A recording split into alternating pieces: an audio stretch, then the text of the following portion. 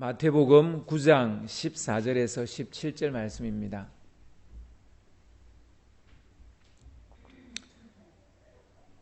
제가 한 절, 여러분 한 절 교독을 하겠습니다.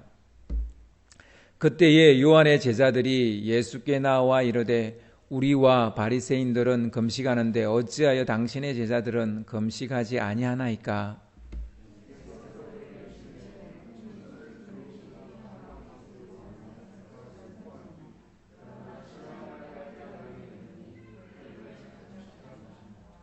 생배 조각을 낡은 옷에 붙이는 자가 없나니 이는 기운 것이 그 옷을 당기어 헤어짐이 더하게 됨이요.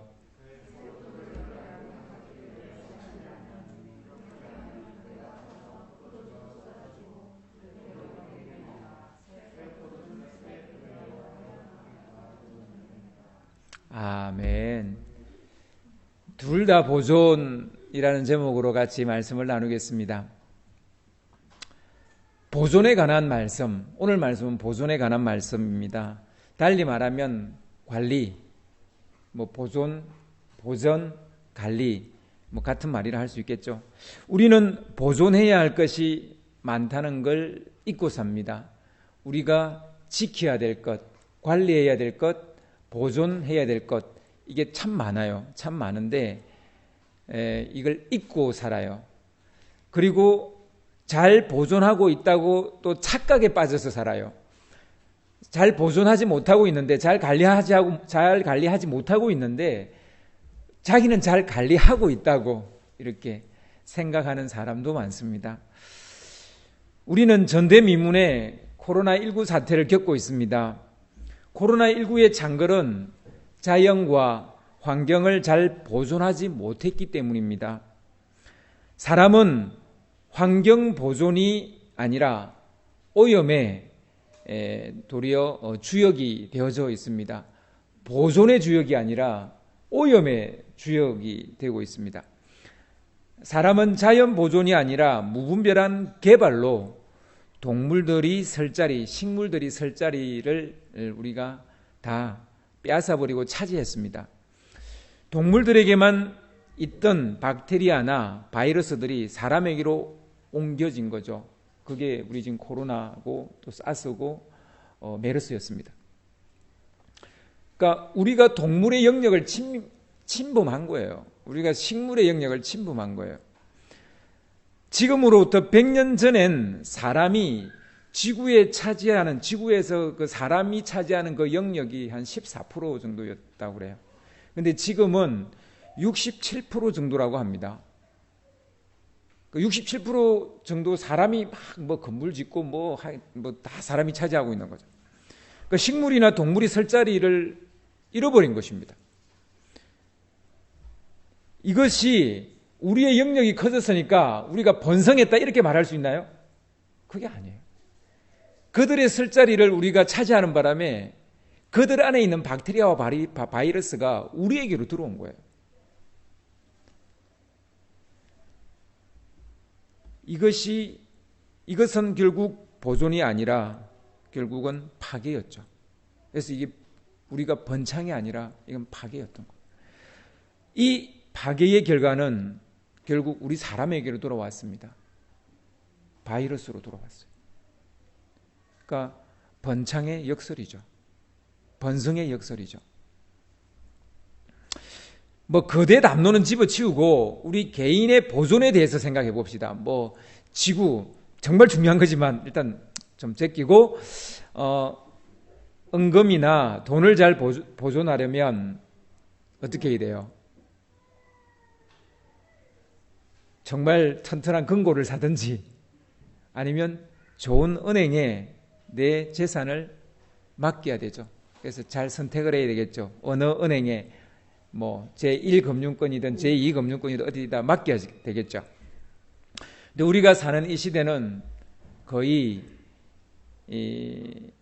제로 금리 시대에 가깝습니다.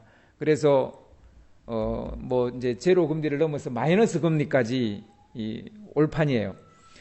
재산을 늘리고 자산을 잘 보존하기 위해서 결국 우리는 은행이 아니라 제2, 제3 금융권 내지는 이제는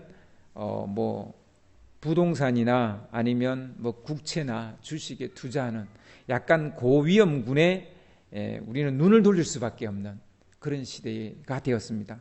그러니까 뭐 주식이 뭐 혹은 부동산이 돈을 많이 벌게 해줄 수는 있지만 다 그렇지는 않죠. 그만큼 위험 부담이 큰 거죠.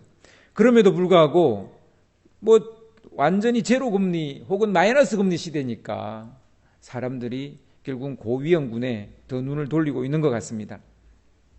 설상가상으로 기하급수적으로 직업이 사라질 것이라고 예견하고 있습니다. 그리고 100세 시대라고 계속해서 세상은 떠들어대고 있습니다. 그러니 어떡하겠어요? 노후 대책은 해야 되겠고 불안하죠. 불안이 쓰나미처럼 우리에게 밀려오죠. 그러니 고위험군에 투자할 수밖에 없는, 이렇게 되어질 수밖에 없는 우리의 현실입니다. 재산 보존에 아무런 생각이 없는 사람 있어요? 없어요. 어떤 식으로든 자기 재산을 잘 보존하고 혹은 불리려고 할 겁니다. 근데 그게 만만치 않아요. 아무튼 여러분 개인의 물질 보존하기 어려운 시대입니다. 보존해야 할 것이 물질만 있습니까? 보존해야 할 것 중에 단연코 앞자리를 차지하는 것 중에 하나는 건강이죠. 건강을 잃고 나서 지키는 것은 하수 중에 하수죠. 저는 뭐 자전거를 한 번씩 타기 때문에 한강에 나가는데요. 한강에 나가면 운동하는 사람들이 참 많습니다. 코로나 확산 이후로 더 많아요. 뭐 정부는 나가지 말라 그러는데, 움직이지 말라 그러는데요. 한강에 가면, 특히 그 여의도 고수부지에 가면요, 발 디딜 틈이 없어요. 주말에 가보면 정말 많아요. 운동하는 사람 정말 많아요. 우리 김홍 주사님도 한 번씩 그 반포대교 아래 가시죠. 저녁에 가면 발 디딜 틈 없죠. 발 디딜 틈 없어요. 코로나 확산 이후로 더 많아졌어요. 그런데 참 흥미로운 것은 별의별 운동이 다 있어요. 정말 뭐 걷기, 달리기, 자전거 뭐 이거 우리가 아는 거고, 뭐 거기에서 뭐 헬스 트레이닝을 하는 사람, 뭐 킥보드를 타는 사람, 줄넘기 하는 사람, 낚시하는 사람, 연날리기 하는 사람, 정말 뭐 듣도 보지도 못한 그런 운동들을, 정말 다양한 운동들을 해요. 심지어는 괜히 서 있는 나무를 지어박는 사람도 있어요. 그 나무를 그 등에 대고 자꾸 지어박는 사람도 있어요. 정말 별의별 운동을 다 해요. 다양한 운동과 취미생활 하는 사람들을 봅니다. 근데 제가 볼 때 그 많은 사람들 중에서 딱 운동은 두 종류예요. 운동하는 사람은 딱 두 종류예요. 하나는 이미 건강을 잃고 운동하는 사람, 하나는 아직 건강을 잃지 않고 건강을 지키려고 운동하는 사람. 그러니까 건강을 회복하려고 운동하는 사람, 있는 건강 지키려고 하는 사람, 딱 이 두 부류로 나눠집니다. 제가 볼 땐 두 부류예요. 뭐 무슨 운동을 하든 간에. 근데 그 달리기 하시는 분 중에 정말 쩔뚝쩔뚝하면서 달리기 하시는 분 계세요. 이제 뭐 이게 풍이 온 거예요. 그러니까 뭐 이게 걷는 건지 뛰는 건지도 잘 모르겠어요. 하여튼 뭐 그렇게 운동하시는 분도 계세요. 정말 놀라운 거는 자전거를 타는데 제가 깜짝 놀랐어요. 자전거를 저 멀리 보고 타지 않고 보통 앞을 보고 타거든요. 그러다가 이제 조금 앞을 봤다가 또 밑을 봤다 이러는데, 열심히 타다가 탁 앞을 봤는데 다리 하나가 거꾸로 딱 서 있는 거예요. 깜짝 놀랐어요. 그 자세히 봤더니 마네킹 다리예요. 마네킹 다리 같은 거예요. 사실은 그 제 앞에 자전거 타고 있는 사람이 한쪽 다리를 잃었어요. 근데 이 자전거 탈 때는 이 한쪽 다리로만 자전거를 타고 이 의족을 거꾸로, 자전거에 거꾸로 세워가지고 이렇게 묶어놓은 거예요. 깜짝 놀랐어요, 제가. 자전거 타서 깜짝 놀랐어요. 근데 그분이 자전거 타는 속도가 저하고 똑같아요. 한 다리로 자전거를 타는데 저하고 똑같은 속도로 타요. 대단하다는 생각도 들지만 한편으로는 마음이 좀 너무 아픈 거예요. 그걸 보고 뒤 따라 쭉 가면서 제가 한참을 따라갔거든요. 마음이 막 아픈 거예요. 건강하실 때 좀 더 운동하시지, 뭐 이런 생각도 좀 들고, 또 이렇게 막 쩔뚝쩔뚝하면서 달리기 하시는 분들 볼 때 똑같은 마음 들어요. 건강하실 때 운동 좀 하시지.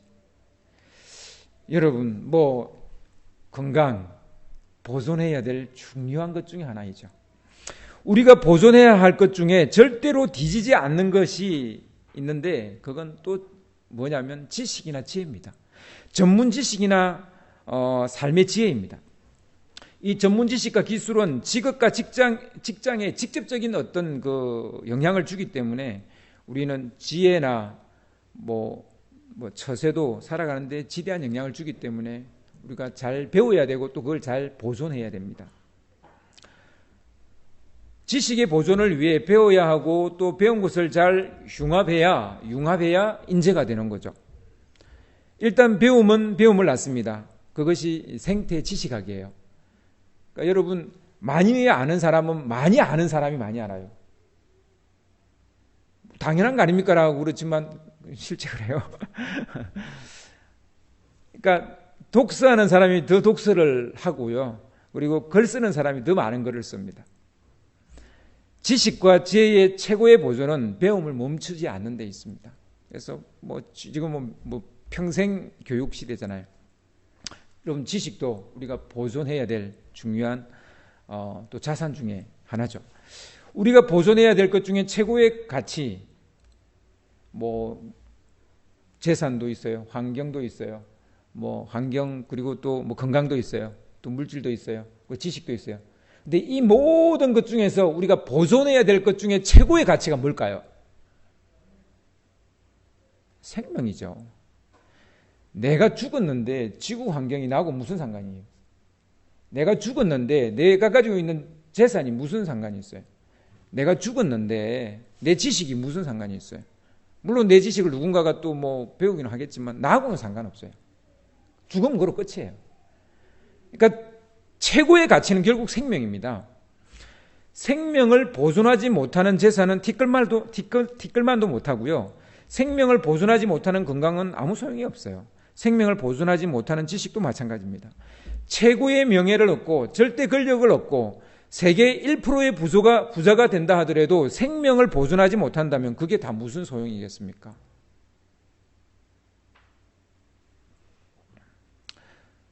생명을 보존하기 위해서 재산도 필요하고 건강도 필요하고 지식이나 직업도 필요합니다. 보존해야 할 것 중에서 가장 중요한 것은 결국은 생명이에요. 그것은 이 땅에서 형통하고 내생도 영원히 보장받는 것이라면 더욱더 좋습니다. 그러니까 이 땅에서의 생명뿐만 아니라 영원한 생명이라면 그건 말할 것도 없죠. 이 땅의 생명도 이 세상에 있는 것 중에서 가장 가치 있어요.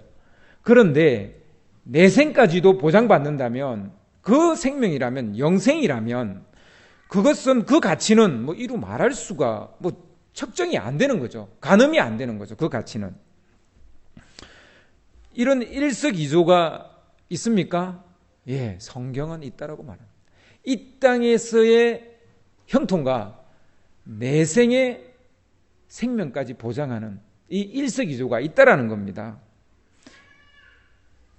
사람들은요, 이생과 내생을 다 보장받고 생명을 보존하는 방법을 찾았습니다.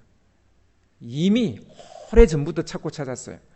그래서 나온 게 사상이고 철학이고 심지어 또 종교죠. 그러나 사람이 찾아낸 방법은 다 일시적이고 단편적인 것뿐이었습니다. 오늘 예수님이 하신 말씀 중에 새 포도주는 새 가죽 부대에 담아야 한다는 말씀이 나옵니다. 굉장히 유명한 말씀이에요. 정치, 경제, 사회, 문화, 학문 분야에서 이 말을 인용하지 않는 곳이 없을 정도로 널리 알려진 지혜의 말씀이죠. 사람들이 이 말을 즐겨 인용하고 사용하는 이유가 뭐라고 생각합니까? 새 포도주는 새 부대에 담아야 된다. 이 말을 정말 많이 인용해요. 근데 이 말을 인용하는 이유가 뭡니까? 결국 이 말이 보존에 관한 말씀이기 때문에 그렇습니다. 보존. 사람들은 보존하는 것에 지대한 관심을 가지고 있습니다. 그래서 이 말을 좋아합니다. 그러나 이것이 지구나 국가나 개인의 재산이나 건강이나 관계나 지식이나 생명이나 무엇이든지 간에 이 보존과 관계되어 있는 말씀이고 또 이 보존에 중요한 지혜를 주는 것이 이 말씀이기 때문이에요.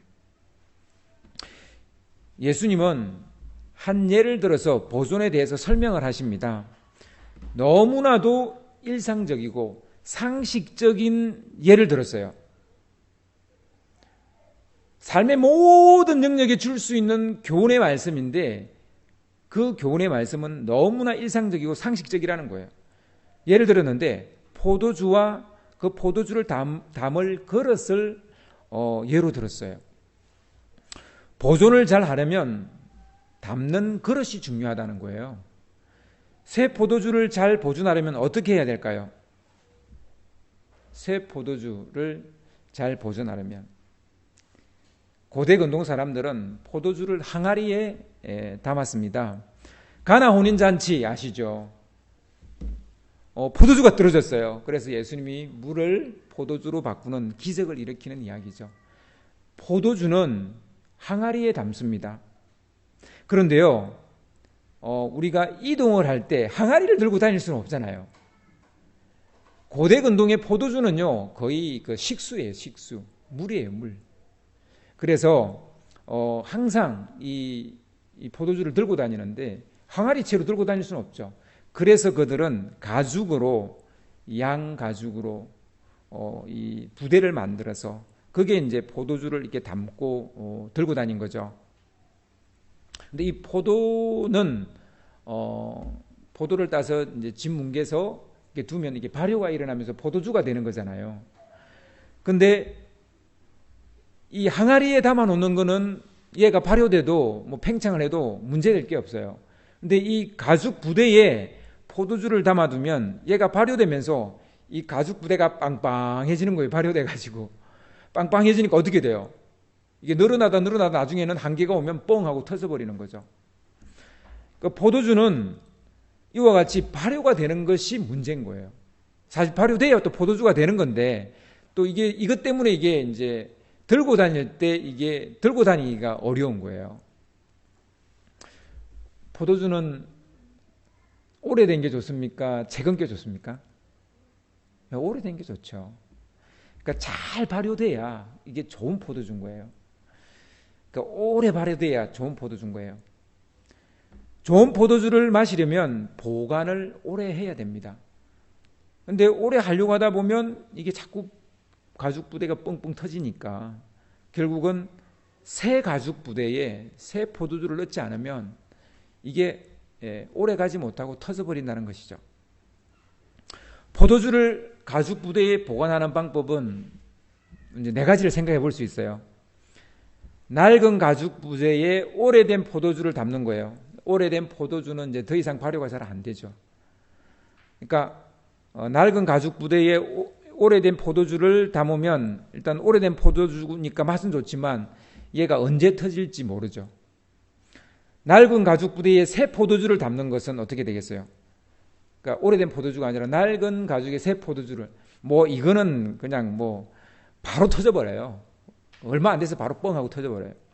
그럼 새 가죽 부대와 오래된 포도주는 어떻게 되겠어요? 가죽 부대는 새 건데 오래된 포도주를 넣으면 맛은 좋겠죠. 오래된 포도주가 들어갔으니까. 근데 아깝죠. 부대가 아깝죠. 오래 쓸 수 있는 부대를 금방 먹어버릴 포도주를 담아버리는 것은 아깝죠. 그럼 새 가죽 부대에 새 포도주를 넣는 건 어떻게 되겠습니까? 당장은 맛은 없죠. 이제 막 담은 거니까. 근데 오래 보관을 할 수 있게 되니까 나중에 가장 맛있는 포도주를 오랫동안 마실 수 있는 거죠. 그래서 가장 좋은 것은 결국은 새 포도주를 새 부대에 담는 것이라는 걸 알 수 있습니다. 답은 나왔습니다. 포도주와 가죽 부대 둘 다를 잘 보존하는 방법은 새 가죽 부대에 새 포도주를 담는 것입니다. 이것은 예수님이 만들어낸 신지식이 아니에요. 새로운 지식이 아니에요. 당시 사람들이라면 다 아는 상식입니다. 새 포도주를 새 부대에 담는 것은 상식이에요. 당시 사람은 다 알아요. 고대 근동 사람 다 아는 얘기예요. 예수님의 이 말씀이 우리 가운데 자주 회자되는 것은 누구나 아는 상식을 현실과 삶에 잘 대입을 시켰기 때문이에요. 여러분, 예수님의 비유 보세요. 다 아는 얘기예요. 공중에 나는 새를 보라. 새가 걱정하는 거 봤냐? 그거 모르는 사람 누가 있어요? 다 알죠. 걱정하는 새가 어디 있어요? 두레베카바를 봐라. 씨를 뿌리는 비유도 그래요. 어디에 씨를 뿌려야 될지 다 아는 얘기, 농부라면 다 아는 얘기예요. 그런데 그것을 우리의 삶에 잘 대입을 시켰다는 거예요. 여러분, 예수님은 새로운 지식을 만들어낸 게 아니에요. 다 아는 상식을 우리의 삶에 잘 대입을 시킨 거예요. 당시 세례 요한의 제자들이 예수님께 나와서 문제 제기를 했습니다. 여태껏 껌딱지처럼 따라다니며 예수님의 일거수일투족을 문제 삼았던 이들은 서기관들이에요. 그런데 이번에는 특이하게도 문제 제기를 하고 따진 이가 세례 요한의 제자들입니다. 세례 요한의 제자들이 왜, 무엇 때문에 예수님께 와서 문제 제기를 했을까요? 어떻게 보면 예수님과 가장 유사한 집단이, 예수님과 예수님의 제자들과 가장 유사한 집단이 세례 요한과 세례 요한의 제자들일 거예요. 그런데 그들이 가장 유사하고 비슷한 그룹인데 왜 예수님께 와서 문제 제기를 했을까요? 그들이 문제 삼은 그 문제를 보면 우리는 고개를 끄덕일 수밖에 없습니다. 즉 세례 요한과 그 제자들이 어떤 삶을 살았는지를 보면 알 수 있다는 얘기입니다. 예수님은 당시 이 바리새인들, 예수님이 살았던 당시 그 바리새인들은 일주일에 2번 금식을 했어요. 월요일과 목요일. 물론 24시간을 한 게 아니고 낮 시간만 그렇게 금식을 2번을 했어요. 원래 이스라엘 사람들은 1년에 1번 금식하게 돼 있어요. 언제이냐 하면 7월 10일. 그러니까 대속죄일이죠. 대속죄일에 회개하는 심령으로 금식하면서 회개하는 마음으로 그 대속죄일에 금식을 했어요. 그런데 유다가 망하고 예루살렘이 파괴되고 포로가 되어서 바벨론으로 끌려가고 그러면서 그들은 그들의 죄에 대해서 생각했죠. 우리가 하나님을 멀리했고 떠나서 하나님이 우리를 쫓아내셨다. 그래서 우리가 1년에 4번 우리의 죄를 회개하는 금식하는 날을 잡자. 그래서 1년에 4번 금식을 하기 시작했습니다. 그러다가 율법을 연구하는 바리새인이라는 어떤 유대교 안에 하나의 종파가 생겼어요. 이 바리새인들은 이것으로 안 된다. 우리가 더 회개해야 된다. 그래가지고 일주일에 2번 회개해야 된다. 그러면 1년이면 몇 번이에요? 104번인가요? 104번 금식을 하는 거예요. 이와 같이 이 바리새인들은 정기적으로 금식하는 날을 정했어요.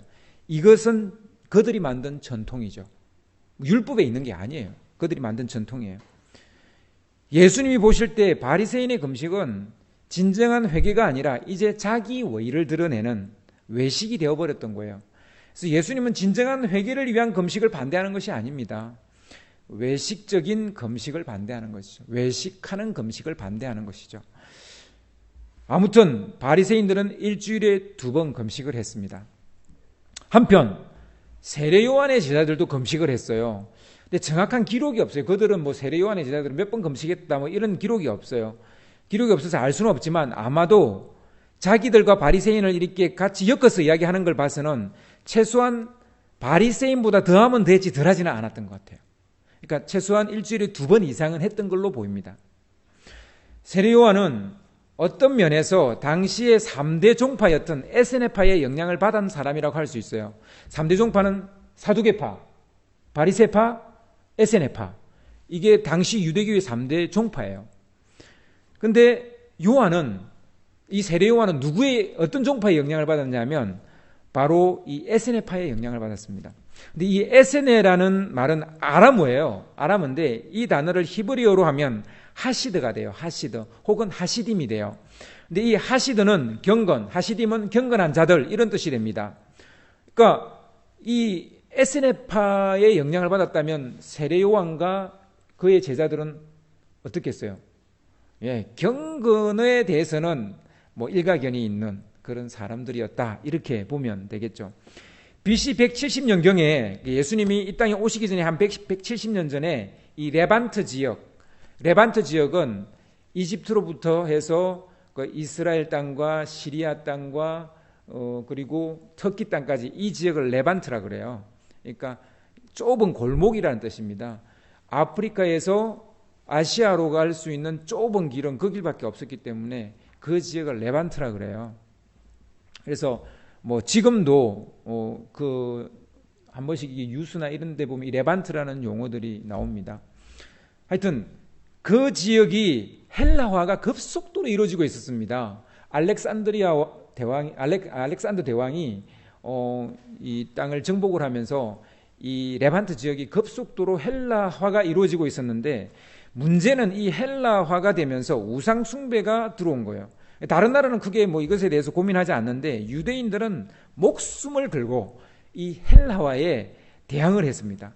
그래서 일어난 운동이 하시딤 운동이라는 겁니다. 경건주의 운동이죠. 이 운동으로 마카비 왕조라는 것도 들어서게 되고요. 그런데 예수님 당시 에세네파는 세력이 약화되면서 약간 사해 북서부 지역인 쿰난 지역, 그러니까 사해의 북서부면 여리고의 약간 아래쪽을 말하는데요. 그 지역이 쿰난인데 이 쿰난 지역에서 언둔해서 공동체 생활을 하고 있었습니다. 세례 요한이 바로 사역하기 전에 그가 광야에 있었던 지역과 일치하죠. 그러니까 당연히 세례 요한은 에세네파의 영향을 받았다. 그리고 그가 외친 뭐 메시지라든지 약간 종말론적인 메시지라든지 이런 것들을 보면 에세네파와 상당히 닮아 있습니다. 그렇게 본다면 이 세례 요한과 그의 제자들이 얼마나 금식을 철저하게 했을지는 뭐 충분히 가늠할 수 있는 것이죠. 이 쿰난에 있는 이 에세네파들이 읽고 연구했던 성경책이 바로 쿰난 사본입니다. 이 쿰난 사본이 기독교의 역사를 한번 확 바꿔버립니다. 아주 초기의 성경을 보게 된 거니까. 그래서 바꾸게 되는 거죠. 아무튼 뭐 그렇습니다만 여러모로 볼 때 세례 요한이 에세네파의 영향을 받은 것은 숨길 수 없는 진실입니다. 그러니 요한의 제자들이 경건을 중시했던 것은 당연한 일입니다. 금식과 목욕은 그들의 정결 예식의 중요한 법규였고 공동체 생활의 핵심이었습니다. 그래서 세례 요한이 물 세례를 준 것은 우연이 아니에요.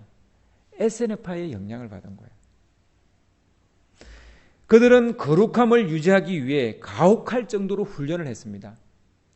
막 정말 가혹하게 훈련을 시켰어요. 이런 훈련을 받은 세례 요한의 제자들이 볼 때 예수와 그의 제자들의 행동 거지는 같자는 거죠. 저거 뭐야 저것들.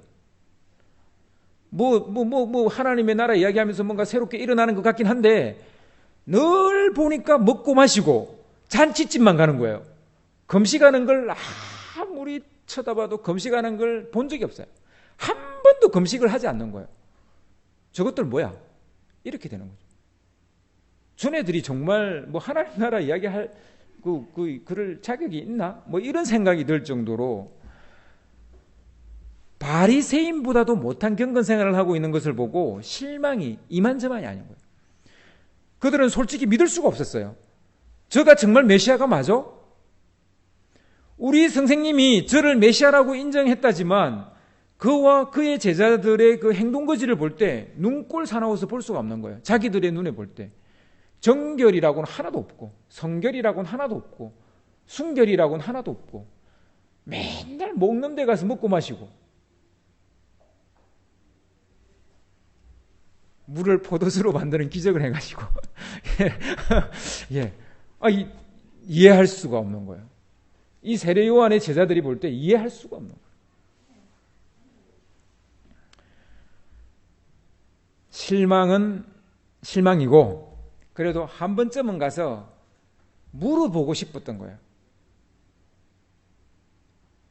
정말 왜 당신과 당신의 제자는 금식을 하지 않습니까? 정말 물어보고 싶었던 거예요. 그래서 때를 기다리다가 딱 와서 이제 물어본 거예요. 우리와 바리새인들은 금식하는데 어쩌여 당신의 제자들은 금식하지 아니하나이까? 지금 뭐 당신의 제자 얘기하지만 결국은 예수에게 하사를 돌리는 거죠. 예수님의 대답은 그래 실망했지? 이제부터 열심히 사는 거 보여줄게. 이러지 않았다는 거예요. 예수님 부끄러워하지도 않았고 미안해하지도 않았어요. 뭐가 문제야? 뭐 이런 말투로 세 개의 짧은 비유를 말씀하십니다. 그래 뭐가 문제인데? 뭐 이런 어떤 뉘앙스로 세 가지를 이야기하시는데, 첫 번째 이야기는 신랑을 빼앗길 때 신부는 금식할 것이다 라는 얘기를 했고요. 두 번째 이야기는 옷을 잘 보존하는 방법은 뭐다, 뭐 이렇게 또 이야기했고요. 세 번째 얘기는 포도주를 잘 보관하는 방법은 뭐다, 이렇게 세 가지를 이야기해요. 다 보존에 관한 얘기를 합니다. 금식은 언제 해야 할까요? 빼앗길 때 해야 됩니다. 빼앗길 때. 다른 말로 하면 보존이 어려울 때, 보존하기가 어려워졌을 때, 그것이 물질일 수도 있고 그것이 건강일 수도 있고 그것이 관계일 수도 있고 그것이 나의 자유이기나 진리일 수도 있고 믿음일 수도 있고 나의 마음일 수도 있고 나의 감정일 수도 있어요. 여러분, 뭐든지 내가 빼앗겼을 때, 잃어버렸을 때, 내 믿음을 잃었거나 내 마음을 잃었거나 내 꿈을 잃었거나 내 비전을 잃었거나 내 물질을 잃었거나 내 가족을 잃었거나 뭘 잃었을 때 그때 금식 기도를 해야 된다는 거예요. 사실 이스라엘 역사도 그래요. 그들이 나라를 잃고 포로가 되어서 노예가 되어졌을 그때 그들은 딱 한 번 대속죄일에 하던 금식이 아니라 이제 4번 정도, 1년에 4번 정도 금식일을 정하고 금식을 했던 거예요.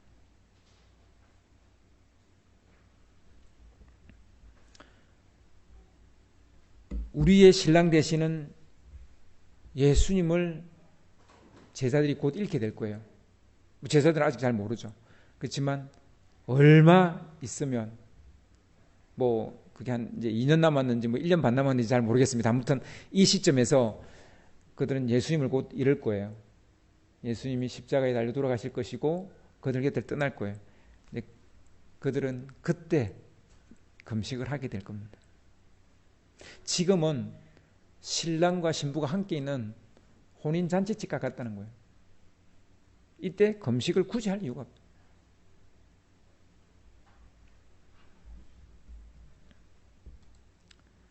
답답한 일을 당하고 중요한 것을 잃어버렸을 때 하는 것이 금식이다, 이렇게 말씀합니다.